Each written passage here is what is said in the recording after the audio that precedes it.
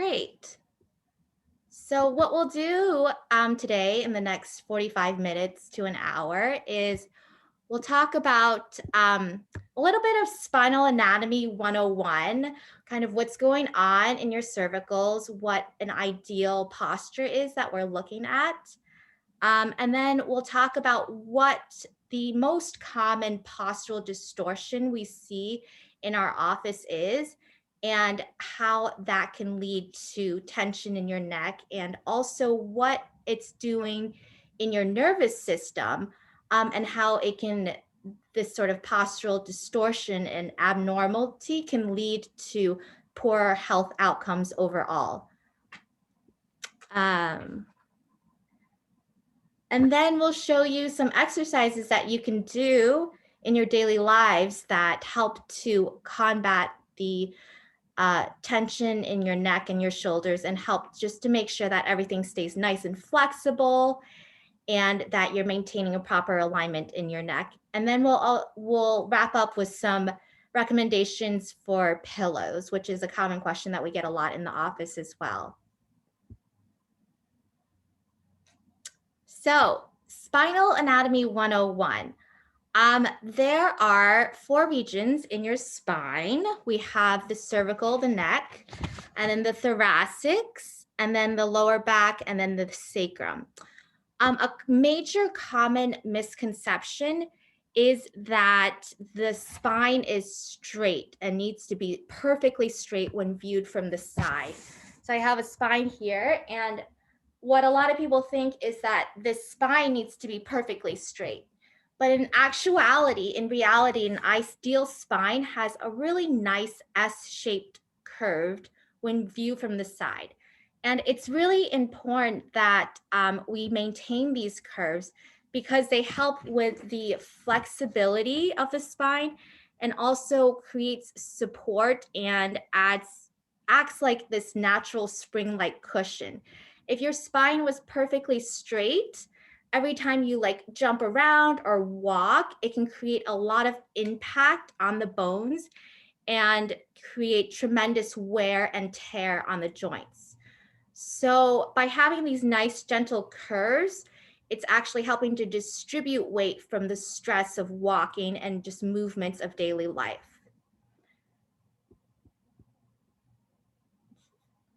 There's two different types of curves, the cervical curve and the lumbar curve. They curve inwards into the body. And then the thoracic and the sacrum curve outward.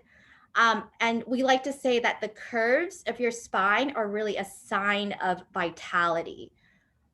As we age, we begin to lose that curve and we go into just this flexion. And that is a sign of a lack of vitality in your health. So much of our modern day activities and part of living in the modern day world is putting us into this hunched forward posture where everything that we do is either looking directly at something and concentrating intently on something that's right in front of us or below us. So imagine for a second what you do when you're looking at your cell phone. You're like looking downwards, or when you're on your computer, you're like hunched forward, concentrating on what's on the screen. Or when you're reading, there's a tendency for our attentions to be drawn straight forward, and we naturally will want to bend down and to focus on what's in front of us. And what that does is, as we lean forward, the weight of our head is actually, we're adding more weight onto our necks and our spines. And we begin to lose that really nice natural cervical curve that we're supposed to have. The average weight of a head is between 10 to 15 pounds. And for every inch that your head shifts forward, you're adding an additional 10 pounds of weight that the rest of your spine has to hold up. So I want you to imagine, like, if if I have a bowling ball that weighs 10 to 15 pounds and it's sitting right on top of my hands like this, and this is what a nice natural cervical curve is, as I strain my wrist and my neck strains and I begin to like look down more, it becomes a lot harder for my wrist to hold up that bowling ball. Does that make sense? Can you guys like imagine that? Yeah. I can't really see all of you guys, so I'm just hoping that someone will respond and say, yeah, that, Yeah. Yes. yeah, you guys can imagine like there's going to be additional strain on the back of my wrist, right? Because I'm just struggling to hold up that 10 to 12 pounds of that bowling ball. And that's exactly what's going on in your neck and in your shoulders. As we're leaning forward, we're just going to put that extra strain because we've lost that nice cervical curve, which is biomechanically optimally designed to help hold our head up. And these are some really interesting x-rays to show what the loss of that cervical curve over decades is going to do in your spine. For someone in their 20s, we oftentimes will begin to see just the straightening of the cervical spine. And then what happens in your 30s to 40s is we begin to see calcium build up around the cervicals. And that calcium is being built up because your body's like, oh, the head is so heavy. I need some extra support. So I need to lay down extra bones in my neck, in those cervical vertebrae to hold up that head. So then what happens in the 50s is that extra calcium buildup leads to stenosis or um, narrowing of the nerve canal, and that leads to impinged nerves, a lack of proper nerve flow between the spinal cord and the brain. And then in your 60s, you're going to have more degeneration in your disc and further ossification or calcium buildup of the bones. So unfortunately, what we typically see for someone in their 40s to 60s, we're actually seeing on x-rays now for people in their 20s to 40s. And what we normally would see for people in their 30s, we see now for someone in their 20s and teenagers even, we are seeing x-rays of straightening of the cervical curve. Help us, Dr. Diana. And you know, a significant part of it is just due to the fact that we're not living the primitive hunter-gatherer lives that our body was originally designed to do. We weren't designed biomechanically to be sitting in front of a computer looking down at cell phones. We're like designed to be moving, looking around 360, looking up towards the sky to see the birds, climbing trees, all of that stuff, and using our bodies in just very different ways. So what's happening at the nervous system level is another story itself. For those of you that joined us in our last talk, we talked about what the nervous system is. It's the connection between our brain and our spinal cord and all the nerves that travel to every part of our body and controls and regulates every system in our body. And all of that, the spinal cord, the nerves, they have to they're all protected in that spine. And as we begin to lose the proper alignment in the spine, we actually create tension and extra pulling on the nerves themselves. And that distorts the information flow between brain and body. And the analogy that I love to use is imagine you're on a part of Bainbridge that has really bad cell phone reception, and you're trying to talk to someone on the other end, and the other person just can't hear you clearly because the cell phone reception is really bad.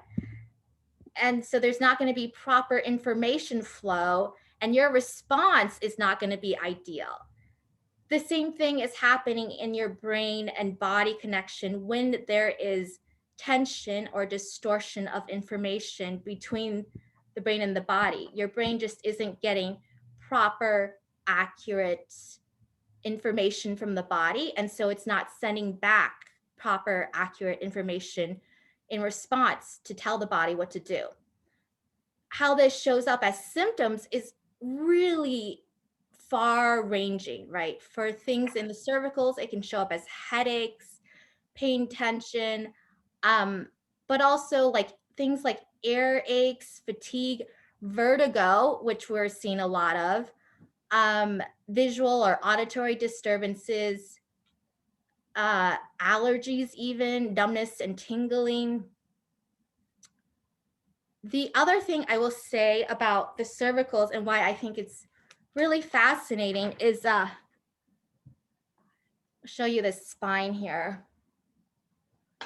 Your entire spinal cord travels through your cervical canal. And so imagine this is your spinal cord, this like nice flexible band. It's protected within your spinal canal.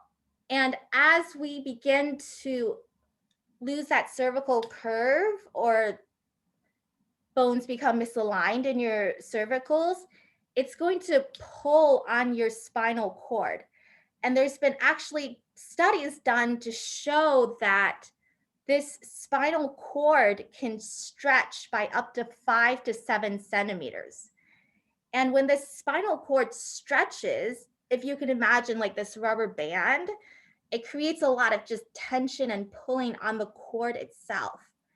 And this high tone in the cord is not able to transmit nerve information as well as a nice slack and flexible spinal cord. And so these studies have shown that the spinal cord can stretch by up to 5 to 7 centimeters, also showed the nerve conductivity within the spinal cord decreasing by up to 85%. And that's really significant when you think about just the amount of information and nerve conduction that needs to happen moment to moment to moment in your body. The other really important thing about the cervicals is that it plays this crucial role in balancing our nervous systems. There's two parts of our nervous systems. There's the stress response, the fight or flight response, and then there's the rest and digest parasympathetic response. And the vagus nerve, how many of you are familiar with the vagus nerve? I am. Okay, so a couple, few, maybe some more. Hard to tell because I can't really see everyone. The vagus nerve has been getting a lot of attention recently for how important it is in helping to regulate our nervous system overall. And it's responsible for helping to balance that stress response with the rest and digest part of ourselves.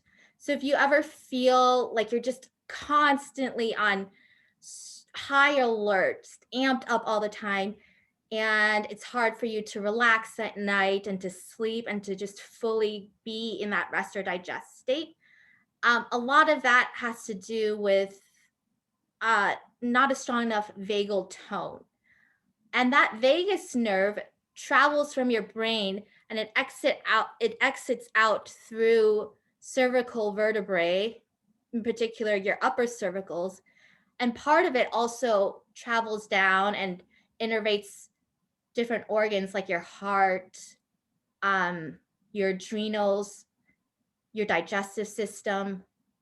And it's called the vagus nerve because it's wandering. Vagus is what it translates into in Latin, not Vegas like Las Vegas, but like a vagabond. So when we are working with your neck, there's been studies to show how the adjustment will actually help to reduce your blood pressure and also to stimulate your digestion to boost your digestive hormones too. So it's not uncommon for us to have people come in and they're on like high blood pressure medications. And over a course of treatment, they find that their blood pressure has naturally decreased and they can stop taking their blood pressure medications. And that's because we're helping to turn on that vagal turn and helping to turn on that parasympathetic part of your nervous system by stimulating those nerves that exit out through your entire spine. But you know, a lot of it comes out directly through your cervical spine.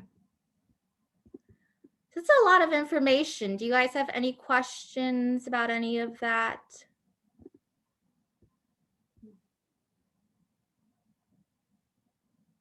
No questions. Any comments?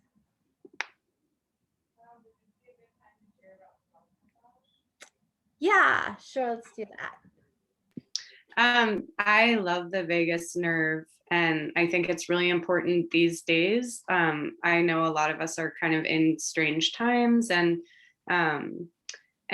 anxiety is a pretty common sensation, and it can really be soothed by stimulating that nerve ourselves. And so I suggest to a lot of people, and I also practice at home on my own neck, just a really gentle, simple self massage of this area on the anterior neck.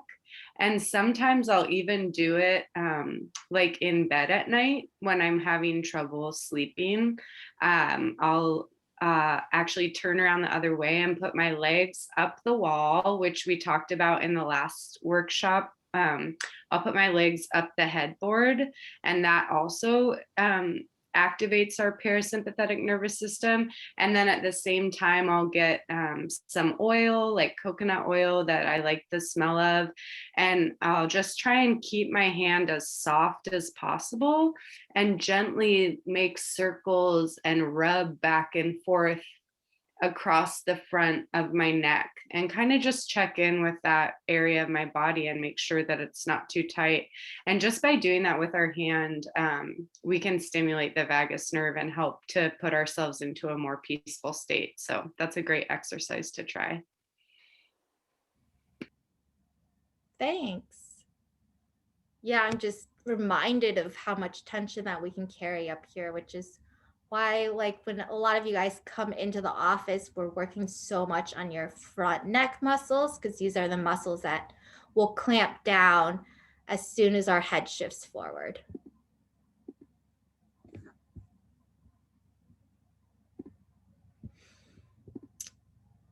All right, so let's do some exercises that can help to retrain your neck muscles and your nervous system. I would recommend doing, if you're having chronic neck or shoulder tension, to do these exercises daily.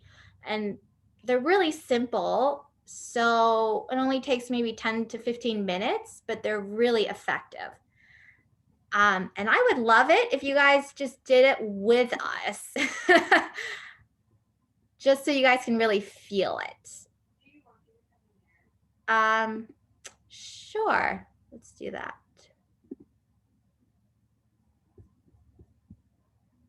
So I'm gonna have Chelsea come in here and we can all play along.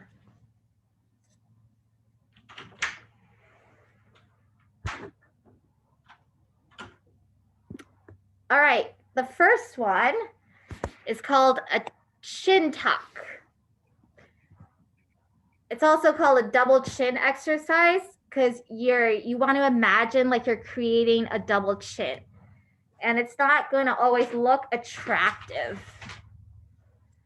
So what I like to do is I like to place my hands right in front of my chin, and then the objective is to tuck your chin while keeping your chin parallel to the ground.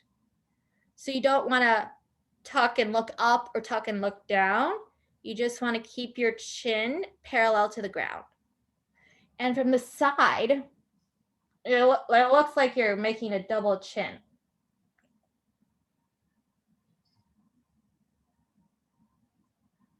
So let's do 10 of those. And I keep my finger here just to make sure I'm actually fully retracting my neck.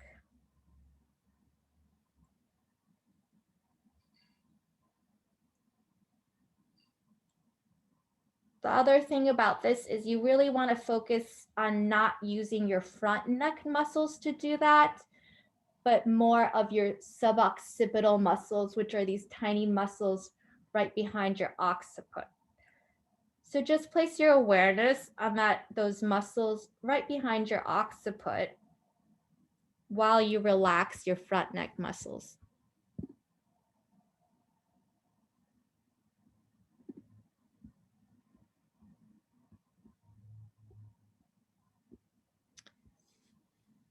Do you guys get a sense of what we're trying to do with this? You do it really good. I don't do it that well. That's It takes a little practice. It took me a while yeah, to actually feel it. yeah. Uh-huh. So what we're trying to do, what happens is as we look down, our lower cervicals go into flexion. But in order to be able to interact in the world, we have to hyperextend at our top suboccipital area. So this is like, common sort of posture that we see in really old people. But this exercise helps to turn on those little muscles right behind of our occiput to help bring the head back into proper alignment with the shoulders. Really simple, but really good exercise to proprioceptively become aware of where your head is in relation to the shoulder. And for those of you that are coming into the office, definitely have one of us check that you're doing it properly, because it's very easy to overwork your front neck muscles in that exercise. All right, the second one, this is one of my favorites. It's called a trap stretch. Okay, I'm gonna have Chelsea come over so you can see what we do. So this is, the PowerPoint image is the image of the back. So in this one, if she's gonna stretch her left trap here, she wants to put her left wrist in her right arm and pull on this side while bending her neck to the right. And that helps to lengthen this entire left trap.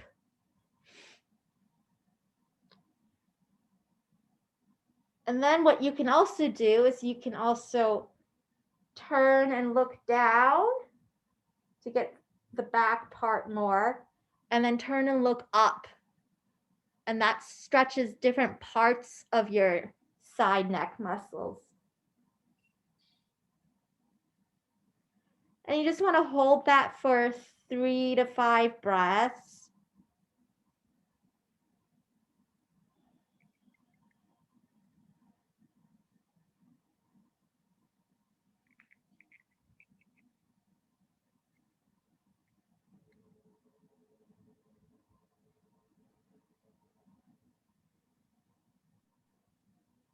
And switch sides and try the other side.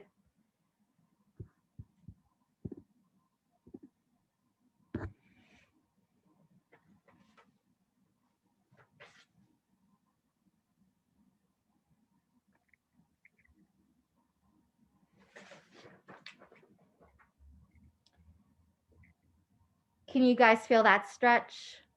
Mm-hmm.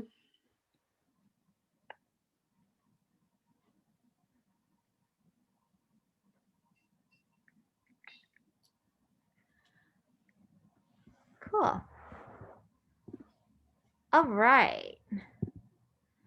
So the next few, what we're focused on is combating the hunched over posture that we see a lot of. So this posture is when you're like hunched over. So to combat that, we want to open up the chest while strengthening the back muscles. So the first set, we are stretching the pecs, and there's a few ways that we recommend doing this. The first one is that picture on the right. It's really simple. You just want to intertwine your hands behind your back.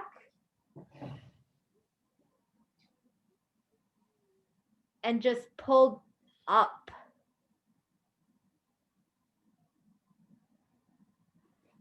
And then you want to squeeze the muscles in between your scapula.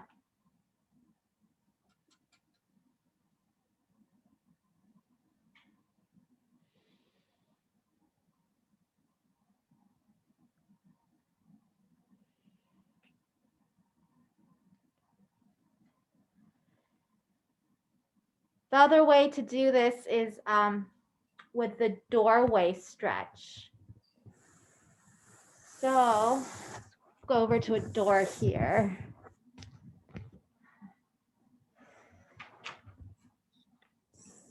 So see, with this doorway stretch, you can start off with your elbows in this L shape and just lean into it. And you should be able to feel that stretch in your pecs.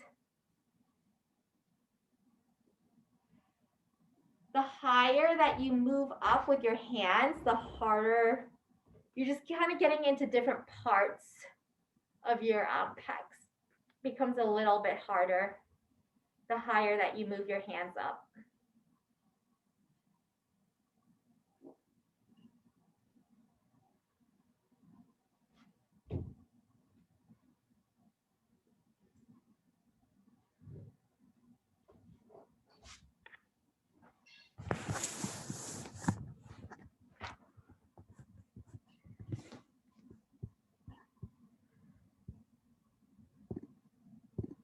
I'm I'm curious in your practice, Diana. Is sometimes people come in with a certain ailment, and you say, "Oh, that stretch. You need to do that stretch." Is it that clear sometimes that you would prescribe that kind of thing? Mm-hmm. Yeah. Maybe it's not. It's sometimes very clear, and sometimes we prescribe a number of them. Is there anything in particular?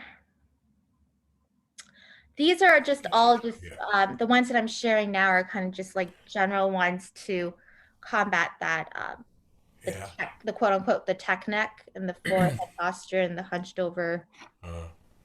Well, as you ask, I'm being treated for vertigo now. Oh, okay. Yeah, with things like that, like the Epley's maneuver, and a lot of focusing on releasing the upper cervical area, some of the tension in that can help. Yeah. Okay. But I'm happy to connect with you more afterwards and we can go over some more in detail. Okay. Thanks. Then the last way to get the pecs in is a very restorative one. So if you have a yoga mat, you can roll it up, or if you have a foam roller, you want to roll it up, and then you just want to lie over it along the back of your spine, longitudinally. So it looks like that along your spine. You lie down on the floor. We did something like this last time with the Thai massage workshop. But you want to lie with it along your spine and then open up like that. Oh, feels good.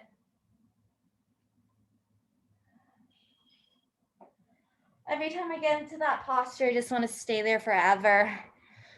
Super delicious if you want to wrap up your night and get a good night's sleep. Do that for 5 minutes. It's my prescription for sweet dreams. So what's great about that is we're using gravity to train your body to open up and to be in this sort of posture without having to strain or to work too much. So those are the 3 ways to open up those pecs.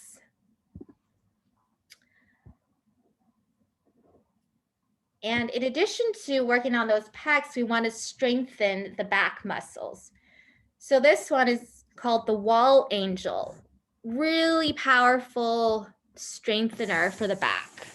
You want to get up against a wall. La, la, la, la.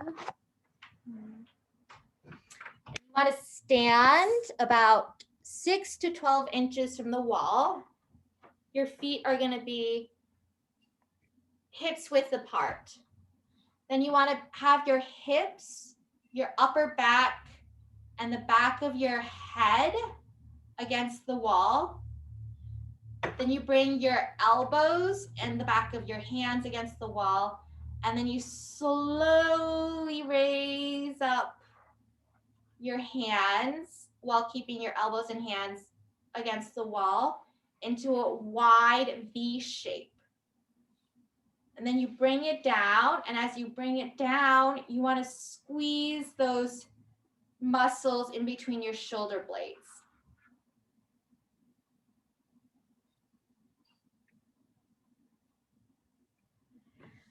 Do you guys want to get up against the wall and try that one? So you do that about 5 times.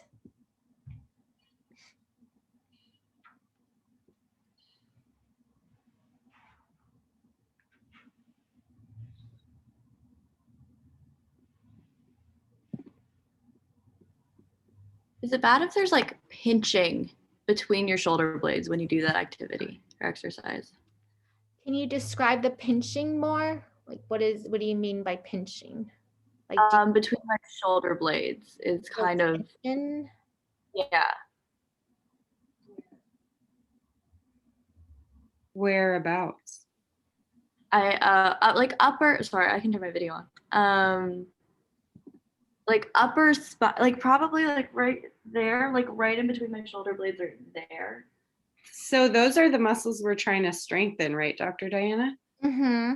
So is it tension or like muscle activation getting stronger? Because that's the feeling we want to have. We're trying to engage those muscles. It's a bit more painful than just muscle engagement. Mm. Sorry, I didn't realize that was like a bigger question than that. I can connect with you later about that. No, that's great. No, yeah, it's a great question. You definitely don't want to feel pain. You want to feel like you're working those muscles. So you want to feel like it's an exercise, but without pain. And definitely if there's pain, then there's probably something a little off in your thoracics. So definitely come into the office and we can work on that. But I think a lot of it is just making sure that your thoracics are staying flexible enough so that your muscles are activating properly. And that's another thing that, that's a great question because we want to do these exercises without feeling pain. There's the feeling of, I'm working that muscle, but it's not the pain of something feels off. It doesn't feel right. And that, over time is a distinction that we all have to learn within our bodies. But if it feels like just like it's not a good sensation, then definitely there's probably a lack of proper mobility in those joints, or the muscles aren't firing properly. You want to feel like you want to work those muscles by squeezing them without pain. Does that make any sense? Yeah, it does. Thank you. Okay.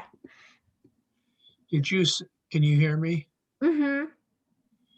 Did you say that your feet are, your heels are like 6 inches from the wall? Yeah. And your hips are against the wall, Mm-hmm. and your shoulders are against the wall? Exactly.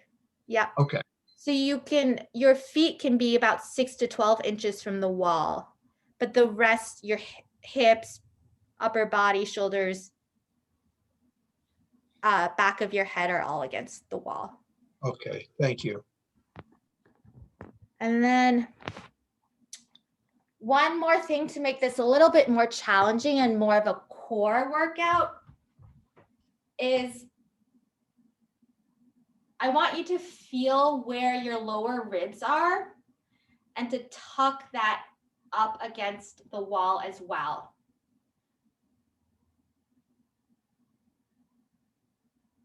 So to feel for that,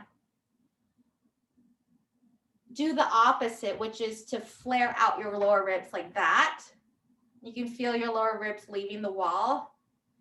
Now tuck your lower ribs in and make sure that your lower ribs and your lower thoracics are up against the wall. And then do that exercise. And it becomes a lot harder to maintain your lower thoracics and your arms and elbows against the wall. But it's really good for helping to turn on your core muscles too while you're doing that.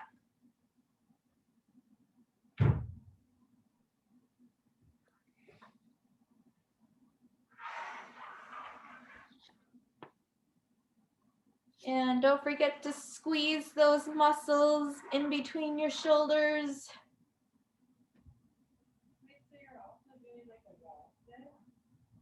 Yeah, if you want to make it even more challenging, you can do a little squat to fire up those quads too.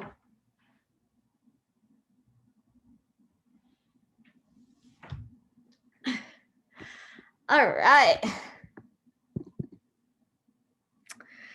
And of course, come into the office and we'd be happy to like double check that you're doing those exercises properly because it's kind of hard to see everything on Zoom sometimes. All right, the last one is called YTWL, back strengthener. So this one, I like to do this one just leaning forward a little bit, soft knees. And you want to have your thumbs straight, pointing straight up towards the ceiling. We're going to first make a Y, and we're going to pull our arms up like we're trying to touch the ceiling with our thumbs. And we're going to do 10 of those.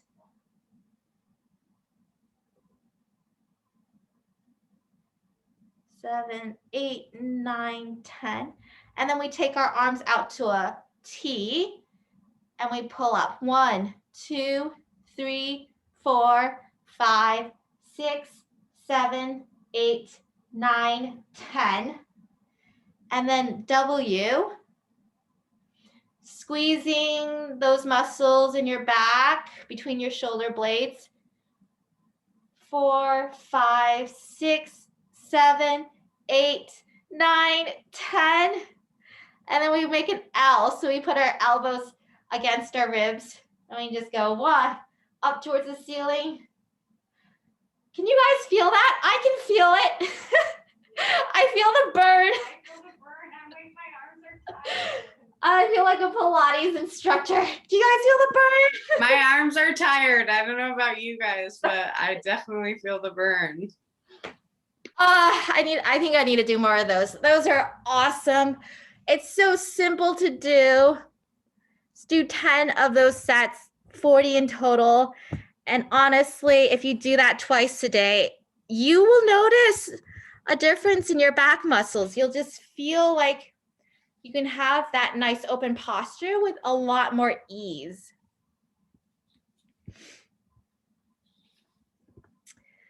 All right, any questions? How are you guys doing? Blood's moving a little more. I love that example picture you have of someone doing it on a yoga ball too. Yeah. When it's a good and adding weights, I find also, even if they're just really light weights, they kind of force our body to be a little bit more aware of where it is in space, and they can help with some proprioception. So even if they're just like soup cans, I've noticed they can be really helpful in doing some of these exercises. Definitely. Yeah, for those of you guys who are stronger and are like, this is too simple, there's definitely ways to challenge yourself with these exercises. But sometimes the simplest exercises are the ones where you can really focus on having good posture, engaging your core, and doing it with really nice aligned posture. So that brings me to my last point, and then we'll just wrap up with some pillow talk. Um, Everything that you do in your daily lives, whether it's driving, texting, reading, doing exercise, going to the gym and doing lat pull downs or running or whatever, you want to think about, where is my head in relation to my shoulders? Are my shoulders relaxed and drop down? Is my head nice and neutral? Is my head like floating really nicely on top of my neck? Everything that you do. It's not just a one-time morning exercise routine, but literally throughout the day, just, check back in. Take a moment to pause and check back in. Where is my posture? Awesome. All right, guys, let's do some pillow talk. So this is a common question that we get in the office. Like, what should I look for in my pillows? Great question. With pillows, you want to make sure that you have adequate, proper support while you're able to maintain alignment of the neck, shoulders, and back. So I'm going to have Chelsea come in here and we're going to do a little quick demo of what to look for. A lot of people, when they look for pillows, they focus on where their head is. Like, is my head nice and rested on something? But we don't really care about the head. We want the neck nice and supported, and the head can just flop around. So why do we want the neck nice and supported? Because it goes back to this idea that we want to support the neck in its natural curvature. Okay, so we're going to do some demonstrations of pillows here in the office. So hopefully we'll lie down on this one.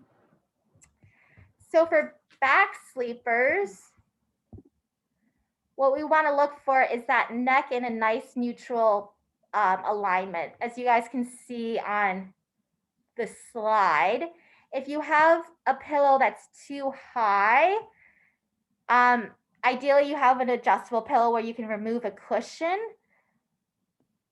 For a pillow that's too high, this angle between your chin and your sternum will be a really tiny angle, and you'll see like folding in your neck muscles. And then for a pillow that's too low, you'll be in hyperextension. And what we want to feel for is those front neck muscles are nice and relaxed still when you're sleeping. So how many of you are back sleepers, first off? Anyone back sleepers? Oh, nice. Back sleeping is really the ideal posture that we want to be in when we're sleeping. It's not common though. Most people are side sleepers. Are there any stomach sleepers? No. No one's sleeping on their stomach, right? That's awesome.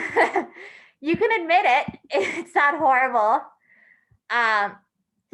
But if you are sleeping on your stomach, please don't. It's not that great for you. Many reasons. It tweaks your neck, makes it harder to breathe. Ideally, you want to be on your back. So Chelsea here, pull this up. So with this pillow, what we see with Chelsea is she's kind of scrunched in this neck. Can you see the fold in her neck right here? I don't know if you can see that, but she looks like she's just like, this is an exaggeration, but this would be a pillow that's too high for Chelsea because she's scrunching in her neck. And really what we're looking for is, for those of you who've been into the office and you've felt our hands underneath your neck and you felt that support there. And you guys have probably felt like, oh, that's so comfortable to have someone supporting our necks and working those muscles there. That's what you want to feel like when you're on your pillow. to have that nice support in your cervicals. Feels so good. So I'm going to show another pillow here. So this pillow, these are pillows with a nice cervical support and then allows your head just to drop into this little cushion right in the center there. And you can see compared to the other pillow, there's a much nicer angle between her chin and her sternum. And you guys won't be able to feel it, but when I'm feeling into those front neck muscles, it's like putty. It's like a nice, soft, doughy feeling in those muscles. And this is something, if you guys have pillows, feel free to bring it into the office and we can test it for you. And just to give you some feedback about what your pillow is like for you. So feel free to bring in your pillows and we can test it out. Or you can do it at home, you know, just lie down and feel your own neck muscles. Front neck muscles, they should be nice and soft and pliable. Let's try this other side. So this other side is a little bit higher. And when I feel her neck muscles here, they just feel like they're more activated, like they're tighter for her. And I can just tell from her alignment between shoulder and ear, it's just a little bit too high for her in this case. And I also, when I lay down on the one that fits better, I feel my whole body relax. So I know it feels right too. And if you try a couple different pillows, you might start to get a feel about when you have that nice feeling of support in your neck and you'll feel your whole body relax. And then for side sleepers, which is probably the most common, these pillows that we have in our office are great for both side sleepers and back sleepers. Because once you turn onto your side, again, you want to make sure your neck is supported and that there's a good, these pictures aren't that great on the PowerPoint, but that there's a good distance between your ear and your shoulder. Because we don't want you to be like scrunched up in your shoulder.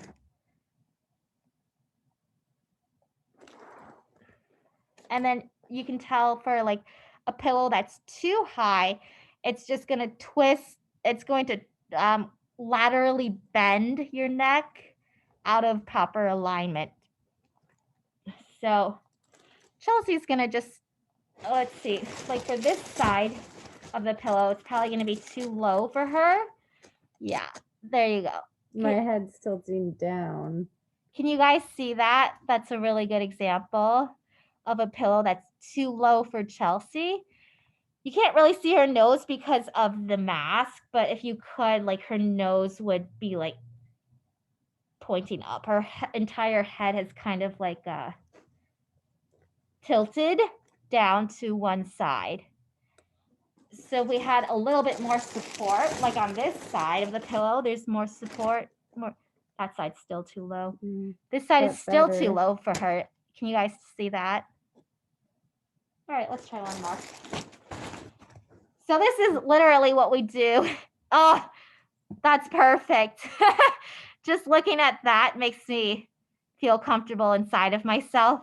So you can see how her head is better aligned with her nose with her sternum.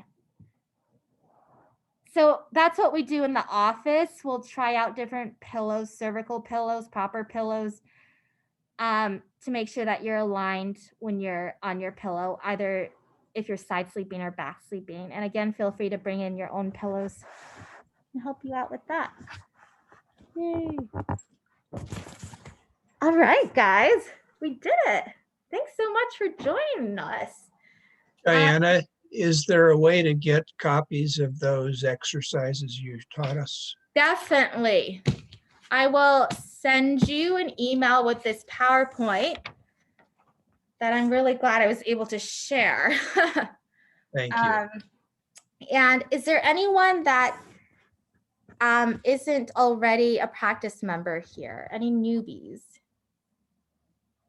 Hi, what's your name? I'm Steve Powell. Steve Powell, great. And then you, sir, I'm Kim Clark. Kim Clark. Yep. Awesome. And So, you said you were going to meet after this little thing is over. I haven't really been to a person to diagnose whether I have vertigo or not. Sometime next week, I think I'm going to the doctor. So maybe I'll come to you once I have an actual diagnosis. yeah. And we could also do a check of your spine here and make sure that everything's aligned. As I was saying earlier in the presentation, what we're really focused on is making sure that your nervous system is functioning optimally, and that just helps overall in your overall health and regulating everything in your health. We don't like to treat certain diseases. We never actually treat a disease. We're more just focused vitalistically and holistically on turning up the lights of your own body, in your own body, and helping your nervous system function at its best so that you can heal optimally. All right. So, can I have another question? Yeah. I don't know much about your clinic. Do you work in close conjunction with chiropractors, or do you do that, or are you just exercises, or? Oh, we are chiropractors. Oh, okay. I didn't make that clear enough. It was in the literature, I'm sure, but I didn't have time to look at it today. Yeah. Before anyone straddles off, I just want to make sure I have everyone so we can put them into the raffle. But I think I just took a picture. Okay. So yes, we are chiropractors. Sorry, I wasn't clear about that at the beginning. There are 2 chiropractors in our office, me and Dr. Julie. And then we also have an amazing group of awesome massage therapists who all have extensive training in different modalities. My name's Chelsea. Hi, Kim. Sorry we didn't introduce ourselves at the beginning, and I'm a massage therapist. And then we also do group sessions, which are really awesome, where Dr. Diana and I work together, and you'll be able to experience both massage and chiropractic at the same time.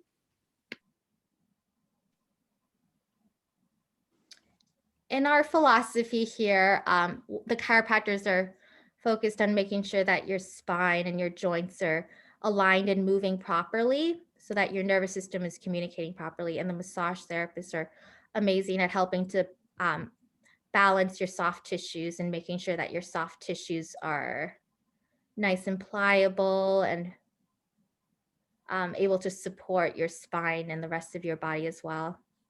Is there anything else you wanted to add, Chelsea, on that front? I think so. I think you're on mute. Yeah, and also as well as the nervous system, in the same way that chiropractic can be really beneficial for our nervous system, like Dr. Diana was talking about with that vagus nerve stimulation and kind of the overall wellness of the body. Massage can help with that all as well.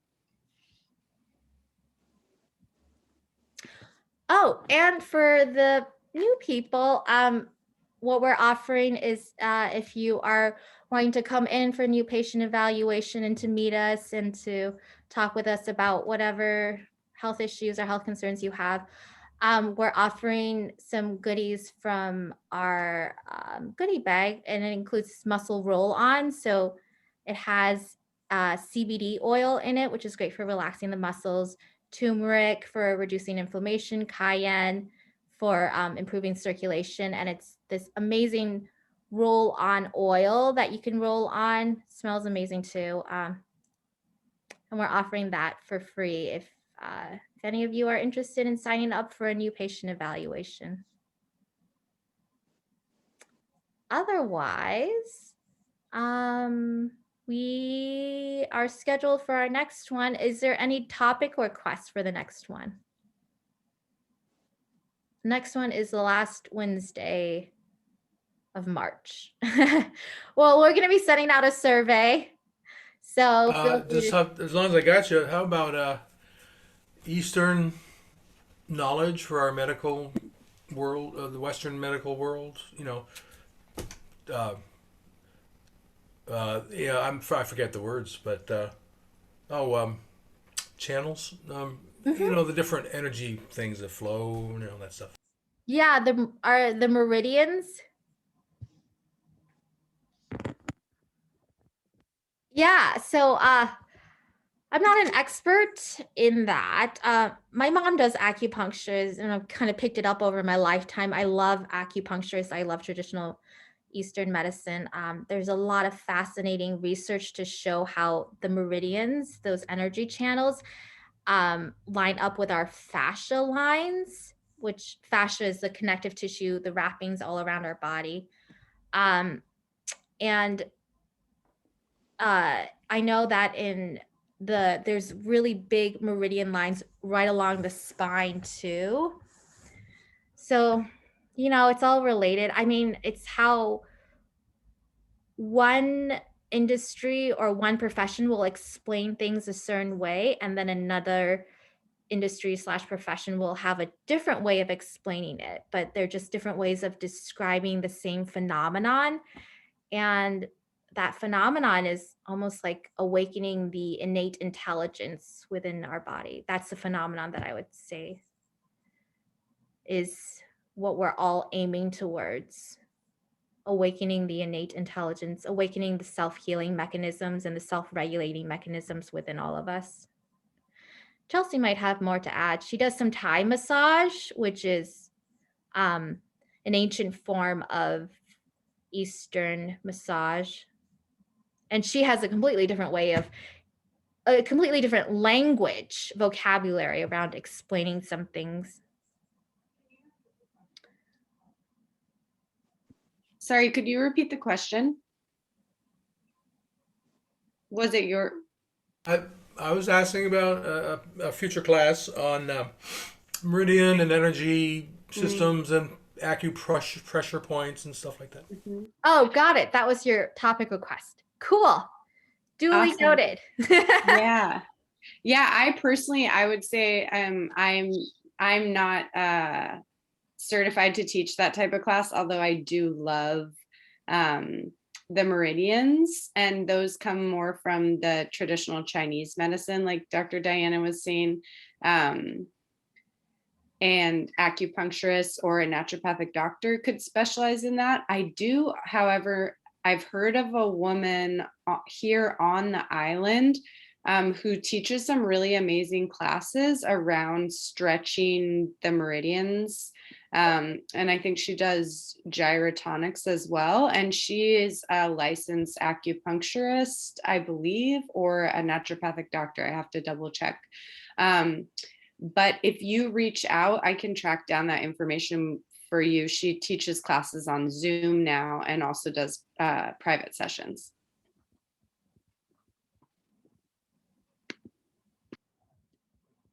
Awesome. Well, thanks so much, everyone. I think some people have already dropped. But yeah, thanks so much for being here. I hope that you guys picked up some useful information, and we will definitely follow up with those slides and asking for some feedback. All right. Have a good night, everyone. Enjoy the rest of your evening. Bye.